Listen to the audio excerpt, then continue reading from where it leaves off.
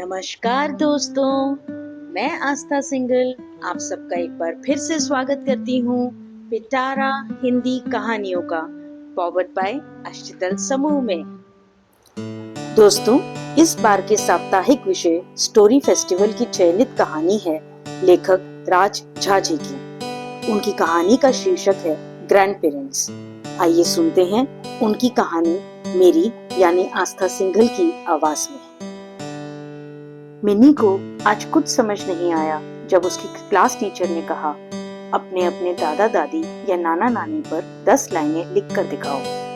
Mini ने न ही कभी दादा दादी देखे हैं और न ही नाना नानी, कैसे वो उन पर कुछ लिखती। वह उदास हो गई। फिर उसने सुना कि प्रतिभा मैम दूसरी टीचर से कह रही थी कि आजकल के लोग तो बड़े बुजुर्गों के साथ रहना तो बहुत दूर की बात है, बातचीत का रिश्ता भी नहीं रखना चाहते। इसलिए उनके बच्चे भी अपने ग्रैंड पेरेंट्स के बारे में कुछ नहीं जानते। आज क्लास में बच्चों को उनके ऊपर लिखने के लिए बोला तो आधी से ज्यादा क्लास कुछ खास लिख नहीं पाई।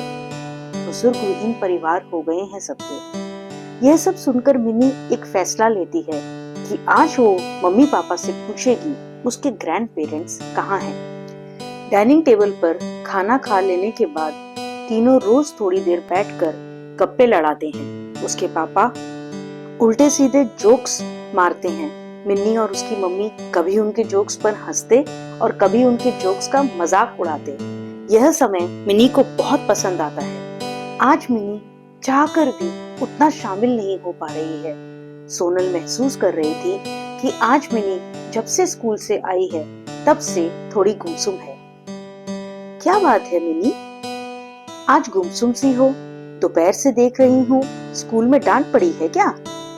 पक्का डांट पड़ी है, तभी मिन्नी मेरे शानदार जोक्स पर ध्यान भी नहीं दे रही। उसके पापा हंसते हुए बोले, ऐसी कोई बात नहीं है पापा, वैसे भी आपके जोक्स बेकार होते हैं, वो तो मैं रोज आपका मन रखने के लिए हंस देती हूँ। उसकी मम्मी बोली, ऐसा मत बोलो बेटा, मैं जानती हूँ तुम कुछ तो सोच रही हो, हमें बताओ मेरे ग्रैंड पेरेंट्स कहाँ हैं? आप लोग उन लोगों को घर में क्यों नहीं आने देते? नहीं आप लोग उनसे बात करते हो और ना ही मुझे करने देते हो। आप लोग बहुत गंदे हो। यह बोलते बोलते मिन्नी उठ गई और रोते हुए अपने कमरे में जाकर अंदर से दरवाजा बंद कर लिया। यह सवाल सोनल और कबीर को तीर की तरह चुभा था, लेकिन वो मिन्नी से क्या कहें। दोनों तो अनाथ थे। एक ही अनाथालय में सोनल और कबीर बड़े हुए। बाद में दोनों ने शादी कर ली।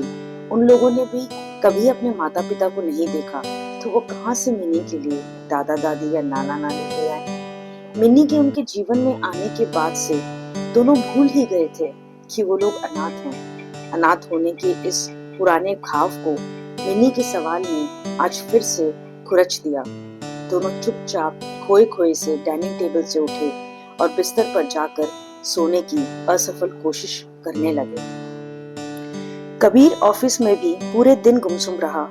कुणाल उसका दोस्त नोटिस कर रहा था कि कबीर आज मूड में नहीं है। ऑफिस की पार्किंग में कुणाल को मौका मिला। भाई क्या बात है, सुबह से देख रहा हूँ बुझा बुझा सा है। सोनल से झगड़ा वगड़ा हुआ है क्या? नहीं यार, ये बात नहीं है, बात कुछ और है। देख बता सकता है तो बता दे, अगर कुछ पर्सनल नहीं है क्या पता मैं तेरी कुछ मदद ही कर दूं। तुझसे क्या छिपा है यार। कल मिनी ने दादा दादी नाना नानी की मांग कर दी, और तो और उसे ये भी लगता है कि हम लोग उसके ग्रैंड पेरेंट्स से मतलब नहीं रखते, उन्हें घर नहीं आने देते। तुझे तो पता है हम दोनों अनाथ हैं, कहाँ से लाएंगे मिन्नी के लिए ग्रैंड पेरेंट्स। बस तब से हम दोनों बहुत परेशान हैं कि मिन्नी को क्या कहें, कैसे समझाएं। बस इतनी सी बात है। सुन, सबसे पहले आज घर जाकर मिन्नी को सारी हकीकत बता दे। वो समझदार बच्ची है, समझ जाएगी। और मैंने मिन्नी के लिए ग्रैंड पेरेंट्स का इंतजाम करने का कुछ सोचा है, अगर तुम लोग तैयार हो तो। इंतजाम कर देगा? कैसे भाई? भाड़े के पेरेंट्स नहीं चाहिए मुझे, कहीं मिन्नी को पता चल गया तो।